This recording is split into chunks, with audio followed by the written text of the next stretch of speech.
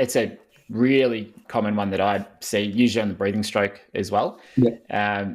And yeah, the thing that annoys me is that, like with a finger drag drill, or sometimes you get people just over rotating, trying to look good. You see a video on Instagram, it's like, oh, this looks good, I'm gonna copy that. And I had someone email me the other day, and they said they've had issues with their shoulders. And they said, I've been trying to like rotate, a lot more just to take that pressure off my shoulders. And I'm like, man, this is doing the opposite probably to what you're thinking, because if you are too far on your side and you're trying to get a good catch, that is going to put a lot of strain on your rotator cuff. That is going to jam you up. So you're probably better off just backing off some of that rotation from what you're trying to do. And it's probably something else in your stroke that's actually causing the issues with your shoulders, as long as it's not something underlying. So I think there can be a lot of advice out there that will actually go do the wrong thing. It will send you in the wrong direction and maybe cause more issues with your shoulders. So, and that's one that I've seen quite a bit of. Yeah, and look, if you want to try it out, and then get something on your hand, or get someone to have a look at it, and then see how much worse you swim when you're doing it. If you don't believe it, like, don't believe me, believe the video that's sitting in front of you. That if you want to try some stuff out, try it out, but get there at these devices, or get someone to watch you or something, and talk to you about how much worse it is. Where I think it's come from, and I think it's important to know where it's come from for me, Brenton, because my history goes back into, so I'm not just talking about high performance, my history goes back into age group swimming, learn to swim, and master swimming, which is where I started, is that we want, and we've got a history of having really good high elbow recoveries, and we want to be relaxed, but more isn't better. This is a really nice position right here. We don't need to be here. More is not better there. We don't obviously want to be all the way out here, but we don't also need to be in there. We need to find the position that's relaxed and going to be in the best power position for you. So you need to work on and find that position and where it is, and don't be biased by what feels familiar just because you've been doing it for a while, because someone taught you a while ago a stroke that's going to make you look more pretty, or sell a learn to swim program, because it does look beautiful in learn to swim, and you've got a whole bunch of kids swimming high elbow, but does it serve you? No, it might serve you, but if it doesn't, don't follow up just because it feels familiar. It's a good one. More is not better. Quite often at clinics, I'm trying to get people to do less of the thing that they're trying to do, whether that be rotation. Sometimes it's actually reach. Sometimes people are trying. They know that you should swim long, but they're reaching too long and pushing too far back. Yeah. So more is certainly not better in that case. You just want the right amount. So that's a good thing to remember.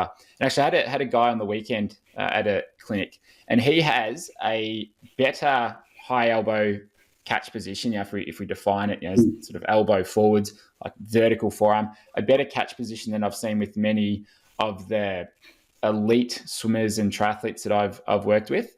But because he was overpowering the catch and rushing it a little bit, and the shoulders were rotating a bit far, he wasn't able to translate that into the same sort of speed. So what I was explaining to him and trying to get across, and I guess sell the idea, is that, look, your catch is incredible. You can probably back off that effort that you're putting into the catch, and even how much of that high elbow position that you're doing, and you will actually be faster because you are going to be better balanced. You're probably going to feel stronger, and then things will be moving together a whole lot better. So, and there's not many swimmers where I've actually had to say that, because it's quite a unique flaw in the stroke, I guess. But and I said that, look, it's one of the more challenging things to develop is a really good catch, and you've got that. So now we just need to adjust some of those other things so it can all come together, and it's probably going to feel easier to be going faster. So I see it a lot with a lot of swimmers that I deal with, that their elbow is too high or too long in their stroke. It annoys me because it's a shoulder injury waiting to happen. There's an optimal amount there as well. If you haven't got good range in your shoulders, getting into a good high elbow position is going to destroy your shoulders and take away from your power.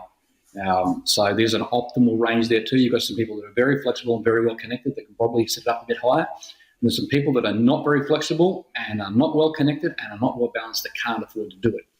I've had athletes who have been able to really get in a very good position, and I've had athletes, James is probably the most notable of them, that couldn't. So here's a high elbow position. I'm going to do the coach thing and stand up here. His elbow sat at about there, and that's as far as he went. Didn't never get into this position here.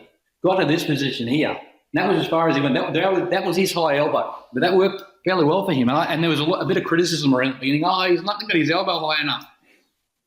It worked all right. And when he did try to push his elbow into a high elbow position, that's when he got any shoulder issues at all, when he tried to get anchored too high or hold on to that position for too long. So, mate, I see it a lot. People are passionate and they want to do a really, really good job. So they find out a high elbow is good, and more high elbow must be better. That's just not right. More of a good thing, you've got to find the optimal amount. You've got to find the optimal angle. And if you are internally rotating your shoulder and you are feeling shoulder pain, you've gone too far. Yeah, you can't last long with that when that's happening. These are not loading muscles. These are loading muscles through your body. And if you hold that too high and you jam that, you power down on that too much, then you're going to end up with all sorts of things. I'm no physio, but we've seen significant things like a labral tear will happen if you are trying to hold onto that and hold onto it for too long and then load a muscle that is meant to rotate the shoulder. It's just an absolute trap. And I think it's over-taught a little bit. But what we're also seeing, and getting back to the device thing, we're seeing less power through there, because if you're trying to hold onto that for too long, you can't engage these muscles through here because they work. This one doesn't work when this one's working. So until you get down into here, you can't add power to your stroke anyway. So you're trying to hold your high elbow up for as long as you can. Now, as long as you can isn't great. Get the optimal amount of time where you're holding getting that high elbow position, and then you've got to really use your body, because you can't use your core if you're up in this position either as well as you want to. You're not connecting to your body. You're actually not dislocating, but you're separating your shoulder from that connection all the way across your body. And we know that the power comes from your body, and your arms are just the paddles. You can't produce force with your hands. You produce force with attaching yourself to your body, and that's where we get our travel. And that's where we get our power. And of two things that I've found helpful for when I'm coaching swimmers is to let them know that the catch is not the power phase. That is the setup phase. That the catch is not where you're really working hard, because as you said, they're not the muscles where you're going to be strongest at all. They're the rotational muscles that you're using. And then secondly, when I am showing someone, all right, this is what a good catch looks like. Now, don't try and get that elbow as far forwards as you can and that hand and forearm as vertical as you can, because it might not be strong or comfortable for you.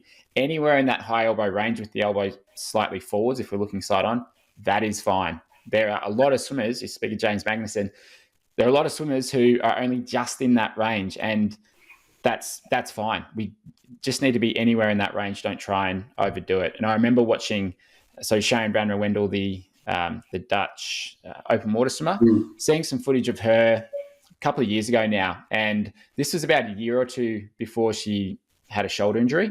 And then I saw some fairly recent footage, probably 12 months ago, that she posted from the side. And a couple of years back, an extreme high elbow catch, actually going past, so if we're looking side on, past 90 degrees. So it was, how do you think in terms of angle? So it was probably like 80, 85 degrees with her upper arm and her hand and forearm. So just ridiculous. And that's not, it was like, no wonder. I just thought, how have you not been injured already when I saw that?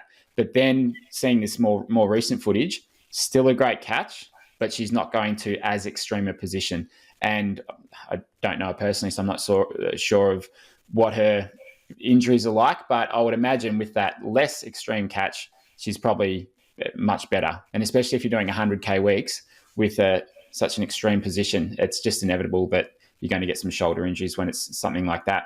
Yep, absolutely. It's injury-driven, it's performance-driven, because if you can't load that position, if this position is a set-up position and your loading comes from when you're on your body, the more time you're on your body, the longer you're going to travel through your impulse. If you're delaying that, then you're delaying your power. And if we're looking at our power curve we've been talking about, you've got less, you're actually producing less power for a less amount of time, so you can get into a position that you think you want to be in. It just doesn't. Well, I can understand how people get there, but it doesn't. It just does not make sense to stay in there. Besides the injury, it's a performance issue as well. It is honestly, it is misunderstood. So I'd encourage everybody again. Not only don't believe me, go and try it out, and because it's going to be. We're kind of breaking a couple of myths of swimming here, where high elbow is a must. High elbow is important, but too high an elbow is not. But go and try it out and anchor on. Probably and very, very simply, and if there's any physio listening, I apologise because I'm not, and I don't understand it as well as you all do. But if I'm doing a chin up, I can't shrug and chin up at the same time. And that's what people are trying to do by getting into this position and then saying, oh, well, I want to load now. You can't load. You can't load from your body. That's a very simple example, and please shoot me, all those people who are professionals in movement. But that's the way I like to think of it, and that seems to resonate with the swimmers and coaches that I talk to about that. We've got to load from our body. One cue that I've found has been useful for quite a few of the guys that I've coached is thinking of having a ladder underneath you, and every time you enter your reach forwards, you want to place your hand on a rung to that ladder, and that in thinking of your body driving past where the hand and forearm isn't really moving back in an ideal world. So think of just placing your hand on a rung of that ladder as you're going along, and it's very hard to get your hand on that rung and move your body past it if you're rotated too far, and you're going to lose your momentum if you're spending too long in that catch phase or going for too much of an extreme position. So for someone who's listening to this, see how you go with that cue of swimming on a ladder, and I've used that with quite a few swimmers, and the results have been pretty good with it, because sometimes I think athletes, they need a cue or something to be able to visualize that can help them try and put some of these things into place. And I know you're very, very good at coming up with a way for swimmers to be able to implement the change that you're trying to make. And I really like that latter one. Even for me personally, I find it's a good one to be thinking of. No, I love it. I think it's fantastic. And you can't climb a ladder with your shoulder around your ear either. So I would add that to it. My brain went straight away to someone pulling on the lane rope. And you wouldn't see them pulling the lane rope doing this. They'd be anchoring it. I mean, they'd be dropping their elbow as well, but you haven't got any power there. And it brings me to a drill I worked with on a kid who didn't get the concept of something, a very good swimmer, about 3 months ago, to get this distance per stroke idea. I actually just rolled them on their back. We did double arm backstroke to get them the idea that they anchor and they move through their stroke to feel it. So they could then feel themselves travel, and then they could roll over and feel that travel in their freestyle. It was unorthodox, but it seemed to work. I also did it with an athlete who could do a good breaststroke start. It wasn't a breaststroke, could do a good breaststroke start as to how they could feel through that power through their stroke. So if there's any coaches out there, know where you want to get with your message and just keep on throwing cues that may work, that may sell your message to your athlete, because they don't buy your stuff, but there's plenty of ways around it. And you've got to, out on deck with coaches around Queensland all the time, trying to invent drills to find a way to sell to an athlete. I've almost started more recently providing the problem to the athlete and saying, you need to travel more. Which drill would you use to get that, to give them responsibility for it, but also to get them investigating? That seems to work pretty well as well.